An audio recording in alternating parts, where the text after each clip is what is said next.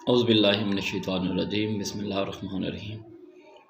प्यारे बच्चों, आज हमारा क्लास 11वीं का उर्दू का दूसरा लेक्चर है। आज 27 नवंबर 2020 है और आज हम जो कल हमने सिलसिला शुरू किया था, हमने नज़्में पढ़ना शुरू की थी, उनको समझना शुरू किया था, तो उनका जो हमारा आज दूसरा लेक्चर है। कल हमने अमीर मीनाई साहब की नज़्म हम जो है उसके पहले 3 अशार की तशरीह की थी। तो आज हमारा दूसरा लेक्चर है और इस लेक्चर में हम उस नज़्म को मुकम्मल करेंगे। जो 3 शेर बाकी रहते हैं उन 3 अशार को पूरा करेंगे और इस तरह हमारी ये जो पहली नज़्म है हम्द, तो वो 2 लेक्चर में हमारे जो ऑनलाइन लेक्चर हैं उनमें ये मुकम्मल हो जाएगी। तो आप अपनी बुक्स निकालिए और बुक्स निकाल के नज़्म जो है हम्द अमीर मीनाई साहब की उसको देखिए। कल हम 3 शेर कर चुके थे, तो आज हम अगले 3 अशार जो हैं उनकी तशरीह करते हैं।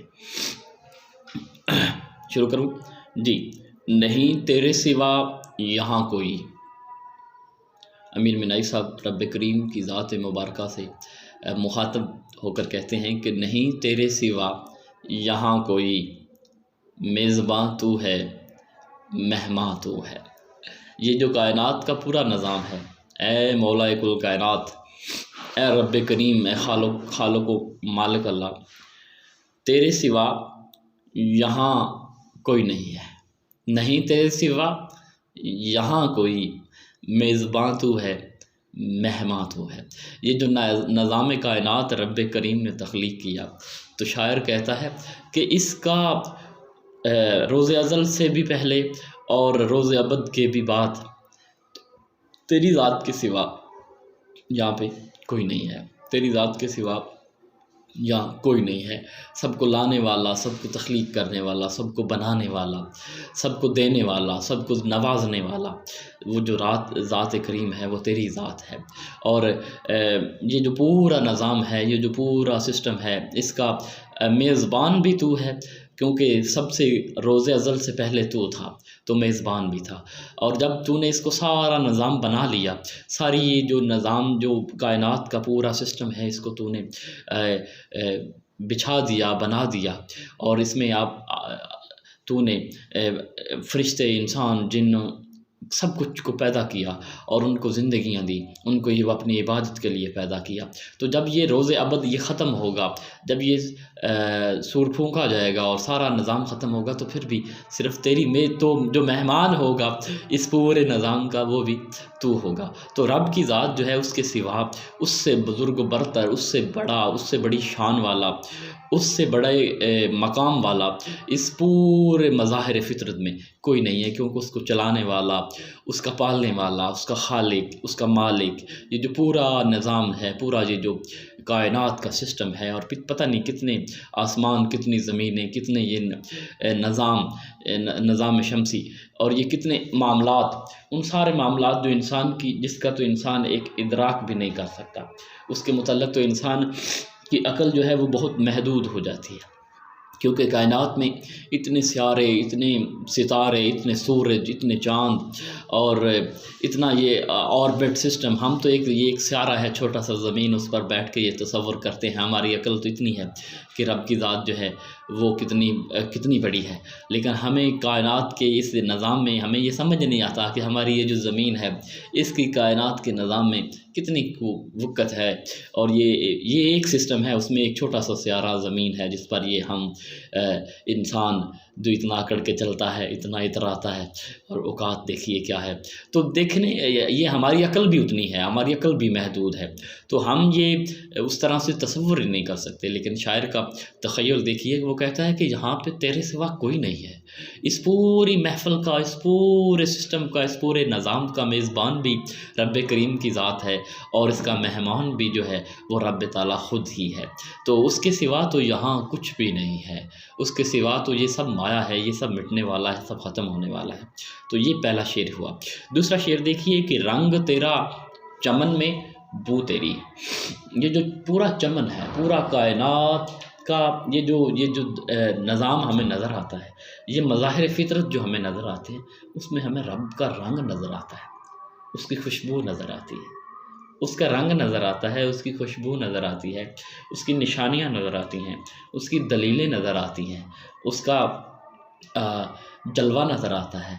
वो सौ जलवों से, सौ रंगों से अपने आप को दिखाता है, अपने आप को बताता है कि उससे हमें उसकी खुशबू नज़र आती है।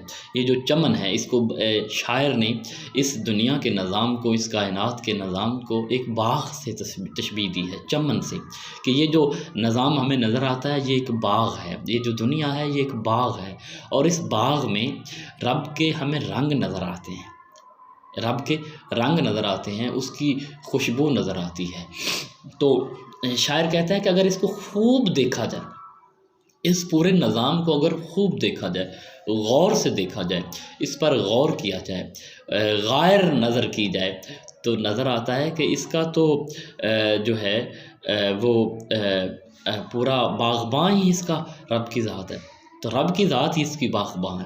ये जो पूरा बाग़बां है, इसका मालिक, इसको बनाने वाला, इसको काटने संवारने वाला, इसकी तराश खराश करने वाला, वो रब की ज़ात है।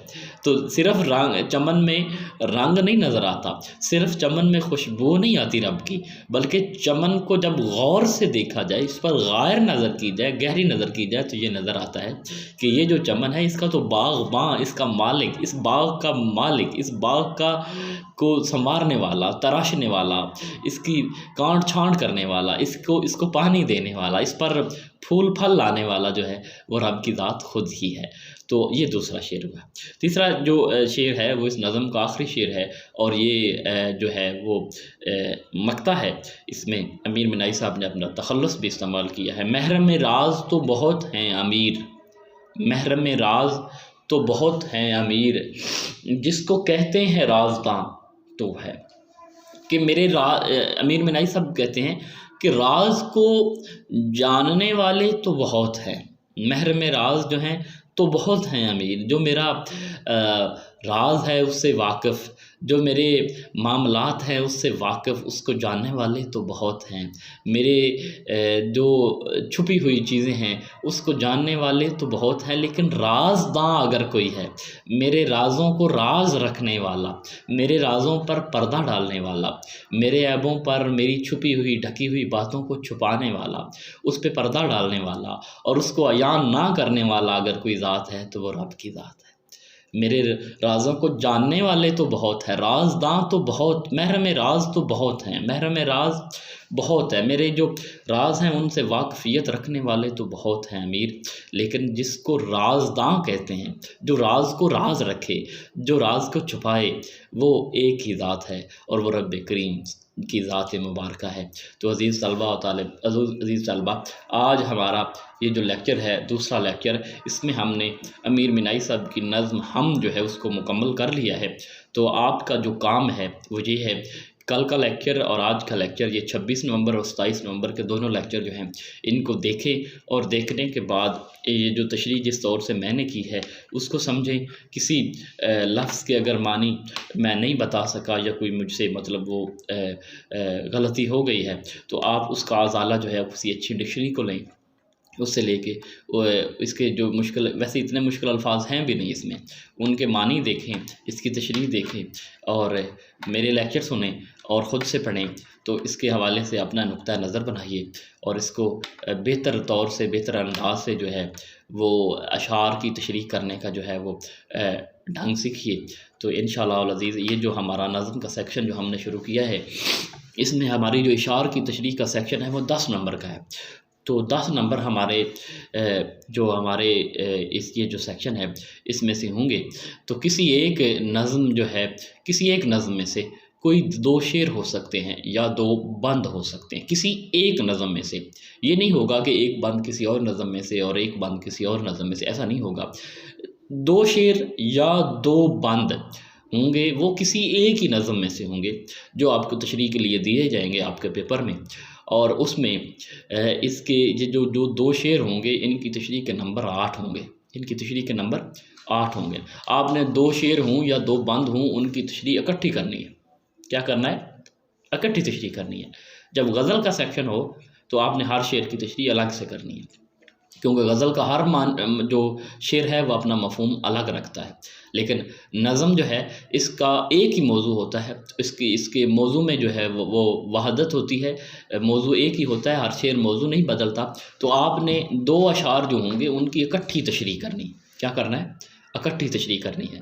तो इकट्ठी तशरीह करेंगे तो इसके 8 नंबर होंगे।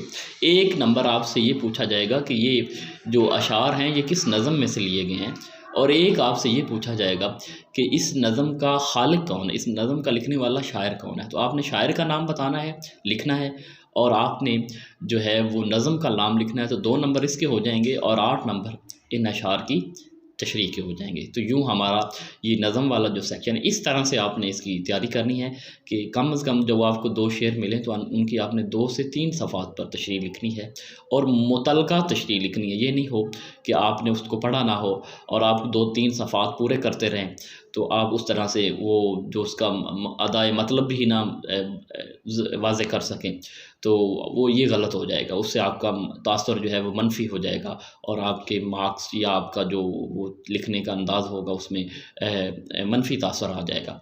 तो आपने ऐसा करना है कि इसको आपने अच्छी तरह से तैयार करना है, इसकी लिखने की प्रैक्टिस करनी है, इसको समझना है, और उसको जैसे पेपर में आता है उस तरह से इसको हल करने की कोशिश करनी है। जज़ाकल्लाह। इंशाअल्लाह ताला कल 28 नवंबर को इंशाअल्लाह ताला अगले लेक्चर के साथ हम कल इंशाअल्लाह हम नात शुरू करेंगे। तो इंशाअल्लाह हाज़िर होऊंगा। तब तक के लिए मुझे इजाज़त दीजिए। इंशाअल्लाह अज़ीज़ कल मुलाकात होगी। अल्लाह हाफ़िज़।